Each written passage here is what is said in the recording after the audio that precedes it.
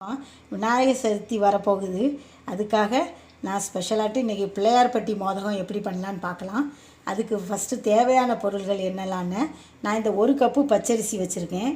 அதுக்கப்புறம் கொஞ்சம் தேங்காய், ஒரு 2 ஸ்பூன் தேங்காய், அப்புறம் 1/4 ஸ்பூன் 1/4 கப்பு பாசிப்பருப்பு, கொஞ்சம் 3/4 கப்பு சர்க்கரை. நீங்கள் 1 கப்பு அரிசி இருக்கிறதுனால 3/4 கப்பு சர்க்கரை, அப்புறம் கொஞ்சம் தண்ணி, அப்புறம் ஏலக்காய் பொடி. இப்போ எப்படி பண்ணலான்னு பார்க்கலாம். நீங்கள் ஃபஸ்ட் ஒரு வானலியை வச்சு அதில் பச்சரிசியையும் பாசிப்பருப்பையும் போட்டு பொன்னிறமாக வறுத்து எடுத்துடலாம்.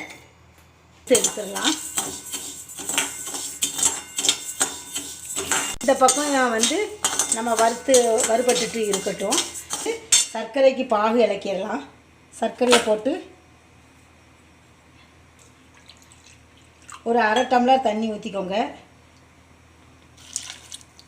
சர்க்கரை முங்குற அளவுக்கு கொஞ்சம் தண்ணி ஊற்றிக்கோங்க. இப்போ இதில் வைக்கலாம்.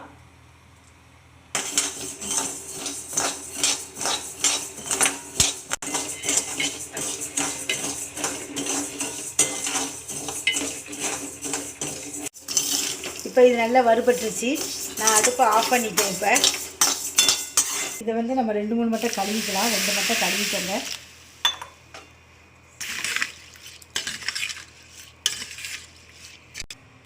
இதை நம்ம ஒரு அரிப்பில் இப்படி வடிகட்டிடலாம்.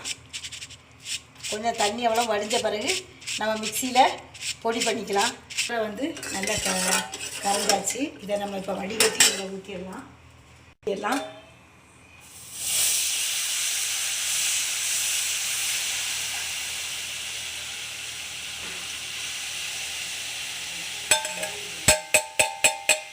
நீங்கள் 3/4 கப்பு உங்களுக்கு கொஞ்சம் இனிப்பு வேணும்னு நீங்கள் 1 கப்பு கூட போட்டுக்கலாம் சர்க்கரை. தேங்காவை இதில் நம்ம போட்டுடலாம்.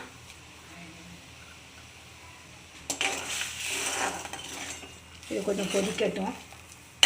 இது மிக்சியில் போட்டு பொடிச்சிடலாம். தண்ணியெல்லாம் நல்லா வற்றிடுச்சு. நைஸாக அரைக்கணும்னு இல்லை, இந்த ஒரு பிறுபிறுன்னு தான் இருக்குது, அதனால் ஒன்றும் இல்லை. நம்ம இதை இந்த பாகு இப்போ நல்லா கொதிக்க ஆரம்பிச்சிருச்சு. இதில் நம்ம இப்போ இதை போட்டுடலாம்.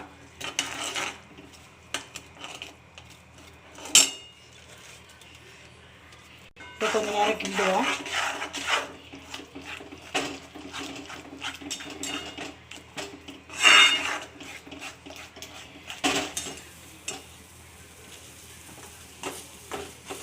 கொஞ்சம் நெய் விட்டுக்கோங்க.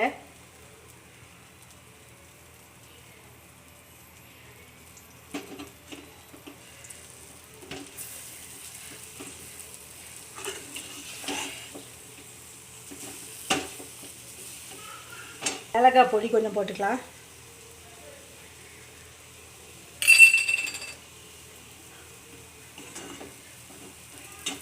அடுப்பை சிம்மிலே வச்சுட்டு ஒரு 2 நிமிஷம் மூடி வச்சிடலாம்.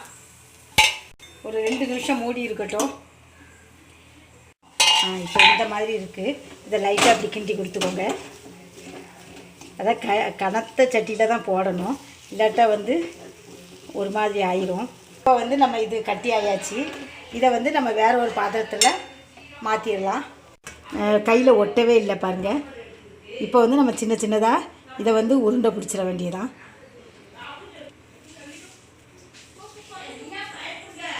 இந்த உருண்டை அழகாக வந்துருச்சு பாருங்கள்.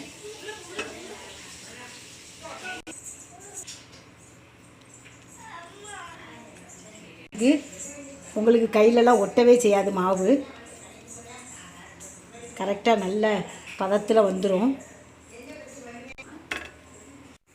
இப்போ எல்லா கொழுக்கட்டையும் நான் உருட்டி வச்சாச்சு. இது போல் நீங்கள் உருட்டி வச்சுக்கோங்க. அதுக்கப்புறம் இட்லி தட்டு தண்ணி ஊற்றி மேலே ஒரு தட்டு வச்சுருக்கேன். அதில் நம்ம ஆவியில் அவிச்சிடலாம். இதை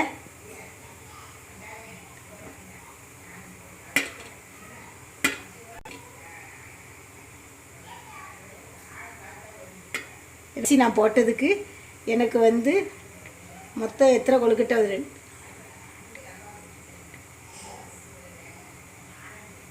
12-15 கொழுக்கட்டை வந்திருக்கு.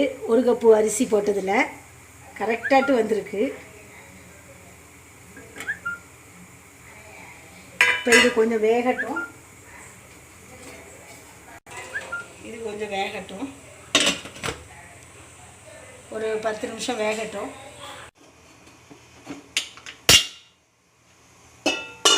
இப்போ ஆவி நல்லா வந்துருச்சு. வேணால் உங்களுக்கு வந்து வெந்துட்டான்னு பார்க்குறதுக்கு இப்படி ஒரு குச்சி ஏதாவது வச்சு இது பண்ணுங்கள். அது வந்து புட்டு வராது, இதுலேயும் ஒட்டாமல் நல்லா வரும். அடுப்பை ஆஃப் பண்ணிவிட்டு